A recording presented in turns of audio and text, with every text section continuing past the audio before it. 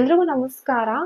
Credit card ತಗೊಳ್ಳೋಕ್ಕೂ ಮುಂಚೆ ಏನೆಲ್ಲ ತಿಳ್ಕೋಬೇಕು, ಏನೆಲ್ಲ ಚಾರ್ಜಸ್ ಅಪಿಯರ್ ಆಗುತ್ತೆ, financial charges, rate of interest ಎಷ್ಟಿದೆ, ಏನೆಲ್ಲ ಆಫರ್ ಸಿಗುತ್ತೆ, ಯಾವ ಟ್ರಾನ್ಸಾಕ್ಷನ್ EMI ಕನ್ವರ್ಟ್ ಆಗಲ್ಲ, ಯಾವಾಗ ಓವರ್ ಲಿಮಿಟ್ ಆಗುತ್ತೆ, ಫ್ಯೂಯಲ್ ಸರ್ಚಾರ್ಜಸ್ ವೇವರ್ ಆಗುತ್ತಾ, ಬಿಲ್ ಜನರೇಷನ್ ಡೇಟ್ ಚೇಂಜ್ ಮಾಡಬಹುದಾ, ಯಾವಾಗ ಕಾರ್ಡ್ ಬ್ಲಾಕ್ ಆಗುತ್ತೆ, ಯಾವಾಗ ಕಾರ್ಡ್ ಕ್ಲೋಸರ್ ಮಾಡಬಹುದು, ಇಷ್ಟೆಲ್ಲ ತಿಳ್ಕೊಳ್ಳೋಣ ಬನ್ನಿ. ಕ್ರೆಡಿಟ್ ಕಾರ್ಡ್ ತಗೊಳ್ಳೋಕ್ಕೂ ಮುಂಚೆ ಏನೆಲ್ಲ ತಿಳ್ಕೋಬೇಕು.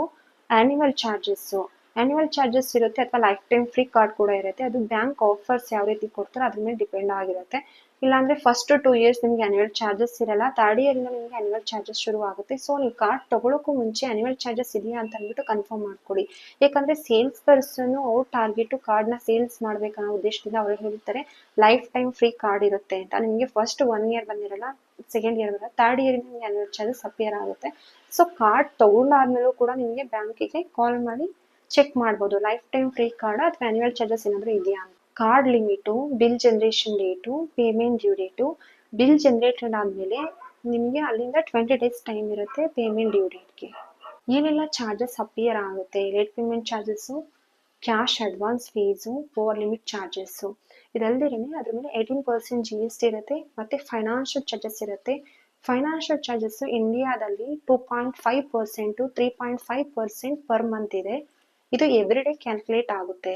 ಏನೆಲ್ಲ ಆಫರ್ ಸಿಗುತ್ತೆ, ಕಾರ್ಡ್ ಅಪ್ಗ್ರೇಡೇಷನ್ ಮಾಡ್ಕೋಬಹುದು, ಲಿಮಿಟ್ ಜಾಸ್ತಿ ಮಾಡ್ಕೋಬಹುದು, pre approved loan, instant loan, ಮತ್ತೆ ಟ್ರಾನ್ಸಾಕ್ಷನ್ಸ್ ಏನಿರುತ್ತೆ ಆ ಟ್ರಾನ್ಸಾಕ್ಷನ್ಸ್ ನ EMI ಆಗಿ ಕನ್ವರ್ಟ್ ಮಾಡ್ಕೋಬಹುದು. ಯಾವ ಟ್ರಾನ್ಸಾಕ್ಷನ್ಸ್ ನ EMI ಆಗಿ ಕನ್ವರ್ಟ್ ಮಾಡ್ಲಿಕ್ಕೆ ಆಗಲ್ಲ, ಕ್ಯಾಶ್ ವಿತ್ಡ್ರಾ ಮತ್ತೆ ಗೋಲ್ಡ್ ಟ್ರಾನ್ಸಾಕ್ಷನ್ಸ್ ಏನಾರ ಇದ್ರೆ EMI ಆಗಿ ಕನ್ವರ್ಟ್ ಆಗಲ್ಲ. ಕಾರ್ಡ್ ಓವರ್ ಲಿಮಿಟ್ ಯಾವಾಗ ಆಗುತ್ತೆ ಅಂದ್ರೆ ಕಂಪ್ಲೀಟ್ ಕಾರ್ಡ್ ಲಿಮಿಟ್ ನ ಯೂಸ್ ಮಾಡಿರ್ತೀರಾ, ಆನ್ ಟೈಮ್ ಅಲ್ಲಿ ಪೇಮೆಂಟ್ ಮಾಡಿರಲ್ಲ, ನೆಕ್ಸ್ಟ್ ನಿಮಗೆ ಲೇಟ್ ಪೇಮೆಂಟ್ ಚಾರ್ಜಸ್ ಅಪಿಯರ್ ಆದಾಗ ನಿಮಗೆ ಕಾರ್ಡ್ ಓವರ್ ಲಿಮಿಟ್ ಆಗುತ್ತೆ. Fuel surcharges by default waiver ಆಗುತ್ತೆ, ಬಟ್ ಅದ್ರ ಮೇಲೆ ಇರೋ 18% GST non refundable. Bill generation date change ಮಾಡಬಹುದು, ಆನ್ ಟೈಮ್ ಪೇಮೆಂಟ್ ಆಗಿರಬೇಕು, ಲೈಕ್ ವಿತಿನ್ 3 months 2 months ಎಲ್ಲ ಚೇಂಜ್ ಮಾಡೋಕ್ಕಾಗಲ್ಲ. ಲಾಂಗ್ ಟೈಮ್ ಯೂಸರ್ ಆಗಿರಬೇಕು, 1 year ಅಥವಾ 2 years ಯೂಸರ್ ಆಗಿರಬೇಕು, ಜೆನ್ಯೂನ್ ರೀಸನ್ ಇರಬೇಕು. ಕ್ರೆಡಿಟ್ ಕಾರ್ಡು ಯಾವಾಗ ಬ್ಲಾಕ್ ಆಗುತ್ತೆ ಅಂದ್ರೆ unauthorised transaction, card expiry, bill generate ಆಗಿ 5 to 6 days ಆದ್ರೂ ಪೇಮೆಂಟ್ ಆಗಿಲ್ಲ ಅಂದ್ರೆ, fraudulent location, net banking hacking. Financial charges reverse raise ಮಾಡಬಹುದು. ಫಸ್ಟ್ ಟೈಮ್ ಅಥವಾ ಸೆಕೆಂಡ್ ಟೈಮ್ ಆದ್ರೆ ರಿವರ್ಸ್ ರೈಸ್ ಮಾಡ್ತಾರೆ, but every time charges appear ಆಯ್ತಂದ್ರೆ ರಿಕ್ವೆಸ್ಟ್ ರೈಸ್ ಮಾಡ್ಲಿಕ್ಕೆ ಆಗಲ್ಲ. ಬ್ಯಾಂಕ್ ಟರ್ಮ್ಸ್ ಅಂಡ್ ಕಂಡೀಷನ್ಸ್ ಪ್ರಕಾರ ಇಷ್ಟು ಅಮೌಂಟ್ ವರೆಗೂ ಲಿಮಿಟ್ ಇರುತ್ತೆ, ಮ್ಯಾಕ್ಸಿಮಮ್ ಲಿಮಿಟ್ ಇರುತ್ತೆ, ಆ ಲಿಮಿಟ್ ಒಳಗೆ ರೈಸ್ ಮಾಡಬಹುದು. ರಿವಾರ್ಡ್ಸ್ ಪಾಯಿಂಟ್ ನ ಕ್ಯಾಶ್ ಆಗಿ ರಿಡೀಮ್ ಮಾಡ್ಕೋಬಹುದು, ಮತ್ತೆ ಫ್ಲೈಟ್ ಟಿಕೆಟ್ ಬುಕಿಂಗ್ ಕೂಡ ಯೂಸ್ ಮಾಡ್ಕೋಬಹುದು, ಮತ್ತೆ ಶಾಪಿಂಗ್ ವೋಚರ್ಸ್ ಆಗಿ ಕೂಡ ಕನ್ವರ್ಟ್ ಮಾಡ್ಕೋಬಹುದು. ಕಾರ್ಡ್ ಕ್ಲೋಸರ್ ರಿಕ್ವೆಸ್ಟ್ ರೈಸ್ ಮಾಡೋಕ್ಕೂ ಮುಂಚೆ ನೀವೆಲ್ಲ ಚೆಕ್ ಮಾಡಬೇಕು.